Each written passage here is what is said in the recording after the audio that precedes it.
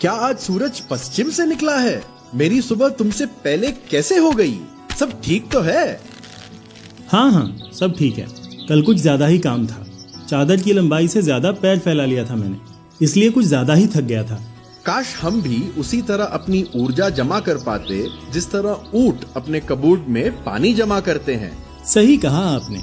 खैर ये तो नहीं पता कि हम ऊंट की तरह बन सकते हैं या नहीं, लेकिन मैं ऊर्जा बचाने के लिए कुछ तरकीबों का उपयोग जरूर कर सकता हूँ। वैसे बचाने की बात से याद आया, पानी की बचत हम सीधे बुआई विधि में तो कर ही रहे हैं, पर यही तरकीबें हमें रोपाई की खेत में भी अपनाना होगा। रोपाई के बाद पहले 2 सप्ताह में पौधों के विकास के लिए पानी बहुत जरूरी है, इसलिए रोपाई के ठीक बाद खेत की कम से कम 3 सेंटीमीटर पानी से सिंचाई करें।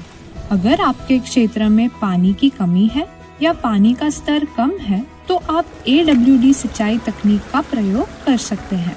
इसमें आप पानी पाइप की मदद से खेत में पानी के स्तर की निगरानी कर सकते हैं, ताकि आप बहुत जरूरी होने पर ही खेत में पानी छोड़ें। रोपाई के बाद 2 सप्ताह तक खेत में करीब 5 से 7 सेंटीमीटर पानी का होना जरूरी है, ताकि पौधों की जड़ें मिट्टी में अच्छी पकड़ बना सकें और पत्तियों का भी सही विकास हो सके। खेत में पानी के स्तर पर ध्यान देते रहें और आवश्यकता अनुसार पानी छोड़ते रहें। बाद में मिट्टी में नमी बनाए रखने के लिए 2 से 3 दिनों के नियमित अंतराल पर खेत की सिंचाई करें। सिंचाई की बात तो हो गई। चलिए अब जांच करते हैं खरपतवार के विकास की और साथ ही जानते हैं कीटों के हमलों से कैसे बचा जा सकता है। यदि आपने 14 जून के आसपास रोपाई की है, तो अभी फसल में खरपतवार को रोकने का प्रयास करना होगा, क्योंकि 1 हफ्ते में वो दिखाई देने लग सकते हैं। खरपतवार नियंत्रण के लिए बीज बोने के 2 से 3 दिन बाद प्री इमर्जेंट हर्बिसाइड का प्रयोग करें। बारिश के बाद तापमान में वृद्धि वातावरण में नमी को बढ़ाकर कीटों को आकर्षित कर सकती है। अगर कीटों का प्रभाव कम है, तो रोपाई के बाद कम से कम 40 दिनों तक किसी भी प्रकार के कीटनाशक का प्रयोग न करें। यदि आपके खेत के नजदीक मधुमक्खी या ततैया पाए जाते हैं, तो प्रयास करें कि वो आपके खेत की ओर आकर्षित हों। ये एक प्रकार के परजीवी हैं, जो खेत में कीटों के आतंक को कम करते हैं। किसे मारने का इरादा है छोटे? सोचते रह जाएंगे आप भैया। अरे कई दिनों से मैडम कह रही हैं कि धार बनवा लाओ, उसी के लिए जा रहा हूँ, वरना फिर डांट सुनना पड़ेगा। जंग से याद आया, हमें अपनी DSR खेत में जिंक की कमी की जांच कर लेनी चाहिए, जिसका पता हम भूरे जंग लगे हुए पत्तों से लगा सकते हैं। अपने DSR खेत में जिंक की कमी के लक्षणों की जांच करें। वे आम तौर पर बुआई के 2 से 3 सप्ताह बाद दिखाई देते हैं। निचली पत्तियों में उगने वाली जगह जंग खाए हुए भूरे रंग की हो जाती है और अंत में सूख जाती है।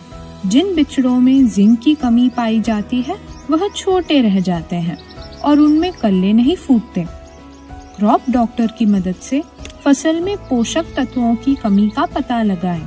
जिंक की कमी के लक्षण मिलने की स्थिति में पत्तियों पर जिंक आधारित दवाई जैसे कि जिंक सल्फेट का छिड़काव करें।